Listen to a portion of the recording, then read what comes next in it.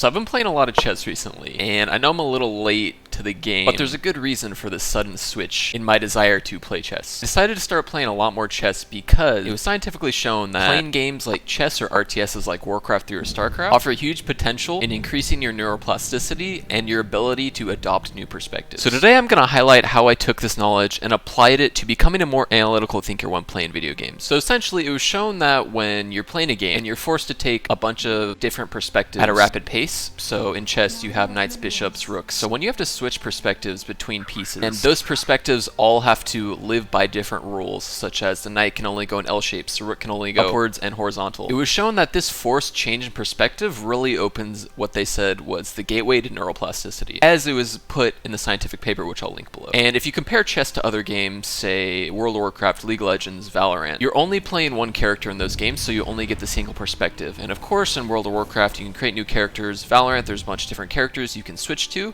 but it was shown that this rapid need to switch between characters in chess and RTSs, and this need to make them work together really can, like I said, open the gateway to neuroplasticity. So first off, why is enhancing neuroplasticity important? Well, essentially, enhancing your neuroplasticity offers the ability to quickly alter your nervous system. So when you're attempting to learn something new, whether it be chess, calculus, physics, the irritation and frustration you feel when attempting to comprehend or grasp those subjects is your brain trying to learn those things. And having enhanced neuroplasticity that can be offered by chess or RTSs just means that this transition from something being really difficult to understand to something being really easy and second nature to do is faster. So in the context of learning chess, not only will you be learning a complex game and analytical thinking through chess, but you'll also be opening up this ability to enhance neuroplasticity, which means that any other thing that you're trying to learn, no matter what it is, it could be skateboarding, skiing, calculus, you'll be able to learn all of those things faster. Alright, so how does this apply to learning in video games? Because the main thing I focus on in my day-to-day life is how to become better at video games and strategical thinking more specifically. The question has always been, is it something that can be learned or something that is mostly natural talent? And in my opinion, it's both, but with most people falling into it can be learned category. And that's the same camp I'd put myself in. I think anyone can be a top 1% in any game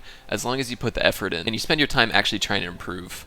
So that's essentially what I'm trying to improve. Okay, so back to the question, how does playing games like chess and enhancing your neuroplasticity translate to being good at other games? So as I said before, it'll make your ability to learn any aspect of those other games faster. So trying to learn to headshot only in Valorant, that'll be faster. Trying to get better at CSing, that'll be faster. Trying to perfect a combo in Smash Bros or learn enemy movement patterns, that'll also be faster. And if you're playing games to compete and be the best at any game, this idea becomes an essential tool for outsmarting the competition. So the 2,000 hours you spend learning a game or some strategy, but let's say you spend 2,000 hours doing this, and in this context, that 2,000 hours you spent could be equivalent to the 3,000 hours the other person spent, which is a huge advantage over all your competitors. If you get 1,000 hours back, then you can sink those 1,000 hours into something more important, which in turn will translate to even more. So it's kind of exponential in the benefits that you get back from it. Alright, so when I say learning chess, what exactly does that mean? Because that's kind of abstract. So it turns out you don't even have to try that hard, put in that much effort. So the main thing is you have to learn the game of chess. You have to be struggling to understand what's going on. You have to be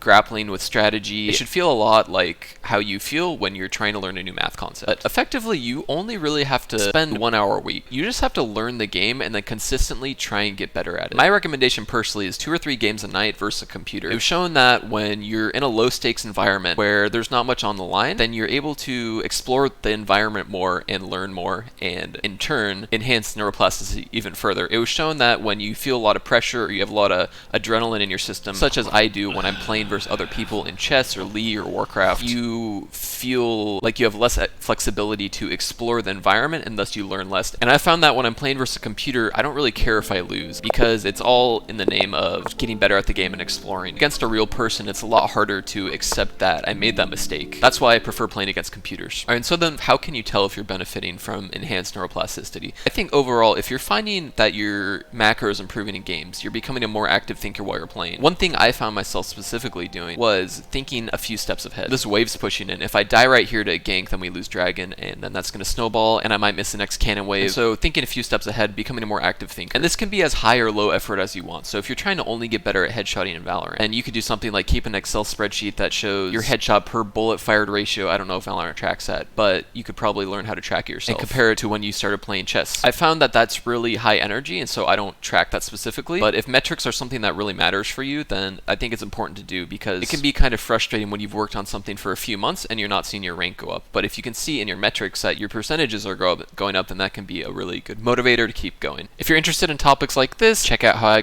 used Gumayusi's techniques to get better at AD carry, then you should go take a look at this video. They helped me improve really quickly.